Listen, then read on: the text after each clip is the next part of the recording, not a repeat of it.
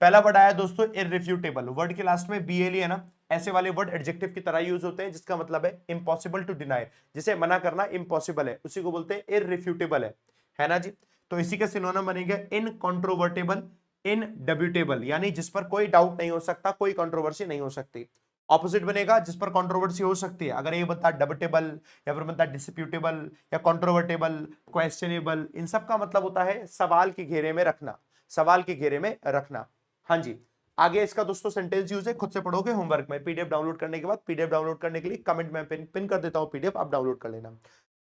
हाँ जी, अगले वर्ड पे स्टार्ट करते हैं, लेकिन साथ में मैं आप लोगों से पूछूंगा, भाई कमेंट देखकर मुझे समझ में आ गया। 5 सितंबर को दोस्तों मैराथन होगी, सारे टीचर्स आप पढ़ाएंगे, 12 घंटे से ज्यादा पढ़ाएंगे। आप मुझे बताओ इंग्लिश में आप क्या पढ़ना चाहते हो, इंग्लिश में क्या पढ़ना चाहते हो 5 सितंबर को टीचर्स डे वाले दिन, इंग्लिश में आप क्या पढ़ना चाहते हो, मुझे आप सब लोग दोस्तों बताइएगा।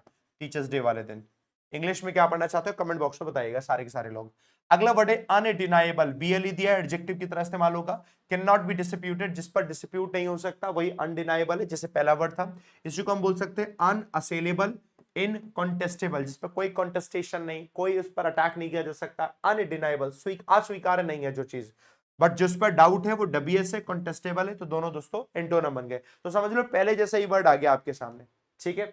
अगला वर्ड आपके सामने अनक्वेश्चनेबल, ये भी उसी के जैसा हो गया, जिसका मतलब है जिस पर कोई सवाल नहीं उठा सकता, बियॉन्ड डाउट, निर्विवाद है, तो इसी को बोलेंगे इनडिस्प्यूटेबल। अनइम्पीचेबल, जिस पर कोई भी डाउट नहीं हो सकता, कोई भी सवाल नहीं हो सकता। बताइए, आप लिखकर नहीं बता रहे क्या पढ़ना चाहते हो, एरर बताया, क्लोजेस बताया, और बताओ, लिखते जाओ। जिस पर डाउट हो सकता है वो डाउट हो सकता है वो डाउटफुल हो गया, चैलेंजेबल हो गया, है ना जी, ऐसे करके। आरसी पढ़ना चाहते हो, आरसी तो डेली पढ़ ही रहे हो यहाँ पर, और ये आरसी तो पढ़ रहे हैं डेली, एडिटोरियल में हम 2 आरसी तो पढ़ी रहे, रेगुलर आरसी से ज्यादा प्रैक्टिस तो कहीं होती ही नहीं है, आरसी तो रेगुलरली यहाँ पढ़ रहे हैं। अब आप बताओ आरसी छोड़कर और क्या पढ़ना चाहते हो, है ना जी। हिस्टेरिया नाउन की तरह इस्तेमाल होता है, एक्सट्रीम इमोशनल एक्साइटमेंट और पैनिक, बहुत ज्यादा इमोशनल एक्साइटमेंट हो जाना या फिर घबराहट हो जाना, इसी को हिस्टेरिया कहा जाता है। इसी को हम कहते हैं डेलीरियम, इसी को बोलते हैं एजिटेशन।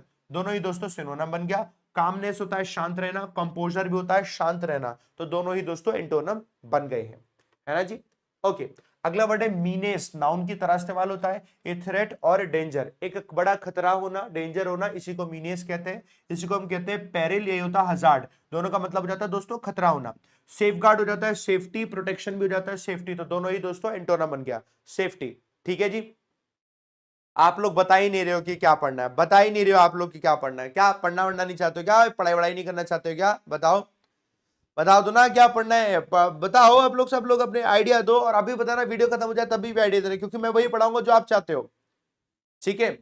आ जाओ, अगला वर्ड है दोस्तों स्टोक, वर्ब की तरह इस्तेमाल होता है, प्रवोक करना, इनकरेज करना, उकसा देने को हम कहते हैं स्टोक करना, इसी को बोलते हैं उकसा देना, इंसाइट भड़का देना, इन्फ्लेम कर देना, दोनों सिनोनिम हो गया। सप्रेस होता है दबा देना, पेसिफाई हो जाता है शांत कर देना, तो दोनों ही दोस्तों एंटोनम हो गए, ऐसे दोस्तों इसका इस्तेमाल हो गया। ओके, डिस्टोर्ट है, वर्ब की तरह इस्तेमाल होता है, टू ट्विस्ट और मिस रिप्रेजेंट, ट्विस्ट कर देना, बदल देना, मिस रिप्रेजेंट कर देना, दोनों ही दोस्तों ये डिस्टोर्ट की तरह इस्तेमाल, डिस्टोर्ट का मतलब बन गया फॉल्सिफाई, झुटला देना हो गया, इसी को बोलते हैं मिस कैरेक्टराइज कर देना, दोनों ही सिनोनिम की तरह इस्तेमाल हो गया। क्लैरिफाई कर देना, एल्यूसिडेट कर देना, दोनों का मतलब हो जाता है एक्सप्लेन करना, एल्यूसिडेट का मतलब ही एक्सप्लेन करना, दोनों ही दोस्तों एंटोनिम की तरह इस्तेमाल हुए। ओके, फ्रेंजाई, फ्रेंजाई की थर्ड फॉर्म बनता है फ्रेंजाइड, जो बन जाता है पास्ट पार्टिसिपल एडजेक्टिव की तरह काम करता है। वाइल्डली अनकंट्रोलेबल, जो अनकंट्रोलेबल है, वाइल्डली अनकंट्रोलेबल है, उसी को बोलते हैं फ्रैंटिक, यही होता है डेलिरस, फ्रैंटिक, डेलिरस। रेस्ट्रेन्ड मतलब कंट्रोल्ड है, कंपोज्ड है, शांत है, तो दोनों ही आपके एंटोनम बन गए हैं। ओके, अगला वर्ड है एम्पैथी, है ना, नाउन की तरह इस्तेमाल होता है, ability to understand feelings of others, दूसरों की फीलिंग्स को समझने की एबिलिटी, यही होती है दोस्तों एम्पैथी, सहानुभूति होना, सहानुभूति होना, इसी को बोलते हैं कंपैशन, इसी को बोलते हैं सेंसिटिविटी, कंपैशन और सेंसिटिविटी। इनडिफरेंस होना यानी ध्यान ना देना, अपैथी ध्यान ना देना, दोनों ही दोस्तों एंटोनम आपके यूज हो गए। ओके जी, आगे बढ़ते हैं इसके लिए। सुओमोटो, तो सुओमोटो जो है ये पूरा का पूरा एडवर्ब एडजेक्टिव दोनों तरीके से इस्तेमाल होता है। सुओमोटो जिसका मतलब है on its own motion without request, बिना किसी की रिक्वेस्ट के खुद से ही स्वतः ही कोई काम करने को हम बोलते हैं सुओमोटो। इसी को बोलते हैं सेल्फ इनिशिएटेड होना या ऑटोनोमस होना, दोनों ही सिनोनिम बन गया। पर जिसकी रिक्वेस्ट की जाती है या जिसको मजबूरी में किया जाता है, कंपेल्ड होता है, मजबूरी, दोनों इंटोनम बन गया, है ना जी। मैंने सबके यहाँ पर कमेंट देख रहा हूं जिसमें आ रही है बात 3 फुल मॉक टेस्ट करा सकते हैं, हाँ जी, या फिर fill in the blank, sentence correction, match the column और वर्ड स्वैप और वर्ड यूज करा सकते हैं। ये तो पूरा मॉक में आ गया, हाँ जी। अगर ये सब कुछ करा रहे हैं तो पूरा मॉक में आ गया। तो मुझे ऐसा लग रहा है, कुछ लोग कह रहे हैं क्लोज टेस्ट, कुछ लोग कह रहे हैं ग्रामर, कुछ लोग कह रहे हैं कुछ और। इसका मतलब मुझे समझ में आ रहा है, वो यही समझ में आ रहा है कि आप सारे टॉपिक करवाना चाह रहे हैं तो सारे टॉपिक के लिए एक तरीके का मॉक ही हो जाएगा वो, ठीक है, समझ गया मैं। ऐसे ही आप दोस्तों मैं यही आपसे उम्मीद कर रहा था। तो देखो मॉक करवाएंगे, मॉक करते हैं मॉक पेपर। तो मॉक में क्या है, सारे टॉपिक हो पाएंगे, हम सारे टॉपिक उसे कर लेंगे, ठीक है। लास्ट 5 ईयर के पेपर, एक काम करते हैं, देखो काफी सारी चीजें आपकी बिल्कुल ठीक है, जैसे किसी ने कहा लास्ट 5 ईयर के पेपर, ऐसे मेरे दिमाग में आया था पिछली साल के 12 शिफ्ट्स हुई थी, तो 12 शिफ्ट्स में जो जो पेपर आया है वो मॉक पेपर 12 शिफ्ट्स का मैं एक साथ करा दूं।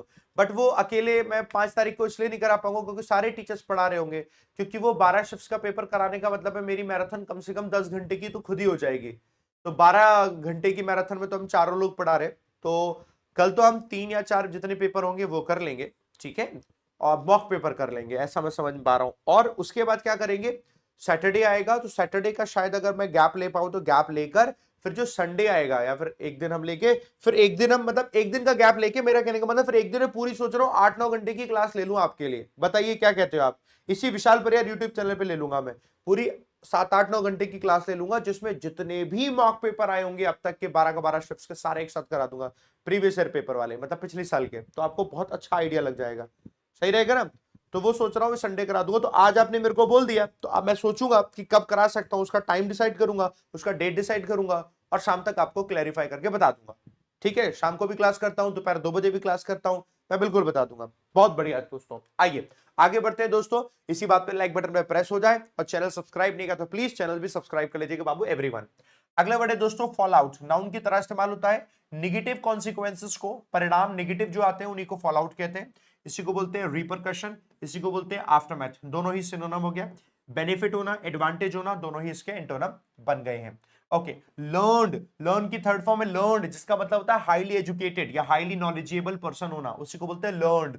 इसी को बोलते हैं एरुडाइट, इसी को बोलते हैं स्कॉलरली। अपोजिट होता है जो व्यक्ति जानकारी नहीं रखता, इग्नोरेंट है, अनएजुकेटेड है, तो दोनों ही दोस्तों एंटोनिम बन गए हैं। ओके, ह्यूमेन एडजेक्टिव की तरह इस्तेमाल होता है, कंपैशनेट और काइंड होना, मानवीय होने को ह्यूमेन कहा जाता है। इसी को बोलते हैं बेनेवोलेंट, इसी को बोलते हैं मर्सीफुल होना। रूथलेस होना, कैलेस होना, ये दोनों ही एंटोनिम हो गया। जब व्यक्ति मानवता ना दिखाए, क्रुएलिटी दिखाए, तो वो रूथलेस और कैलेस हो जाते हैं।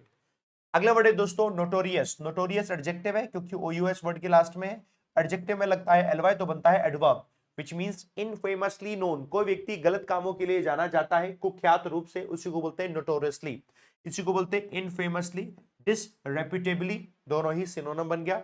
दूसरा व्यक्ति है ऑब्सक्योरली या फिर एनोमसली, जिसको जाना ही नहीं जाता, एकदम बिल्कुल कोई नहीं जानता उसको, तो वो दोनों के दोनों आपके एंटोनिम बन गए हैं। डिस्पोजल, एल करके दिया है, यूजुअली एल वाले वर्ड एडजेक्टिव होते हैं, बट ये नाउन है, ध्यान रखना। Disposal which means act of getting rid of something, किसी चीज से छुटकारा पाना, निपटान होना, छुटकारा पाना, निपटान होना, इसी को बोलते हैं डिस्पोजल होना। एलिमिनेशन, क्लियरेंस, दोनों सिनोनिम बन गया दोस्तों। प्रिजर्व करके रखना, रिटेंशन करके रखना, दोनों ही दोस्तों इसके एंटोनिम बन गए हैं। फोरेज, वर्ब और नाउन दोनों बन गया। Forage which means search widely for food, खाने के लिए सर्च करना, इसी को बोलते हैं फोरेज करना। इसको बोलते हैं स्केवेंजिंग, इसी को बोलते हैं रमेजिंग। कुत्ते जो है वो स्केवेंजिंग ही तो करते हैं, वो खाने को कचरे से ढूंढते रहते हैं, ऐसे करके, है ना। होर्डिंग और कंजर्विंग, ये दोनों के दोनों दोस्तों एंटोनिम की तरह इस्तेमाल हो गया, जिसका मतलब होता है संभाल के रखना, स्टोर करके रखना।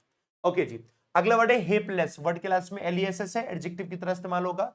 अनफॉर्चुनेट होना, दुर्भाग्यपूर्ण होना, हेपलेस हो जाता है। इसी को बोलते हैं इल फेटेड होना, इसी को बोलते हैं लकलेस होना, दोनों सिनोनिम बन गया। फॉर्चुनेट हो गया भाग्यवश होना, प्रॉस्परस होना, ये दोनों ही दोस्तों एंटोनिम की तरह इस्तेमाल हो गया।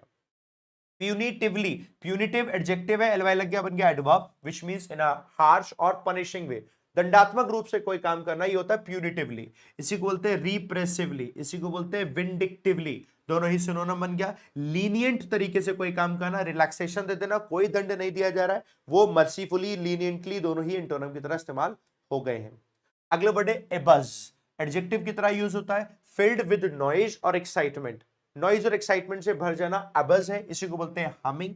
ये हो गया बस्लिंग। ऑपोजिट बनेगा शांत रहना, साइलेंट और स्टैग्नेंट, दोनों ही दोस्तों इसके इंटोनम बन गए हैं। अगला वर्ड है ma'am, MAIM, ma'am. Ma'am verb है और यही आपका पास्ट पार्टिसिपल बना, एडजेक्टिव बन गया maimed, which means इंज्यूर्ड, permanently disabled हो जाना, नुकसान पहुंच जाना, इंजर्ड हो जाना या परमानेंटली डिसेबल्ड हो जाना, दोनों आपके मेम हो गया। इसी को बोला हमने क्रिपल, यही आपका हो गया दोस्तों म्यूटिलेटेड। म्यूटिलेटेड हील हो जाता है, किसी को हील और रिस्टोर कर देना, यानी कि उसको जो परेशानी थी, दिक्कत थी, इंजुरी थी, वो अब सुधर रही है, वो इसी को हील कह देते हैं। ओके, अगला वर्ड है डेरोगेटरी, एडजेक्टिव की तरह यूज होता है, एक्सप्रेसिंग डिसरेस्पेक्ट, अपमानजनक कोई काम है वो डेरोगेटरी है, इसी को डिस्पैरेजिंग, इसी को पेजोरेटिव कहा जाता है। ऑपोजिट हो गया कॉम्प्लीमेंट्री, जिसमें तारीफ की जाए, रेस्पेक्टफुल हो जाए, ये दोनों के दोनों इसके एंटोनिम की तरह इस्तेमाल हो गए। इंप्यूनिटी देखो इटी करके दिया है, नाउन की तरह इस्तेमाल होता है। फ्रीडम फ्रॉम पनिशमेंट, दंड से मुक्ति मिलना इंप्यूनिटी होती है, इसी को एग्जेम्पशन, इसी को इम्यूनिटी कहा जाता है। ये दोनों सिनोनिम हो गया। लायबिलिटी होना, अकाउंटेबिलिटी होना, ये दोनों की दोनों आपके इंटोनिम की तरह इस्तेमाल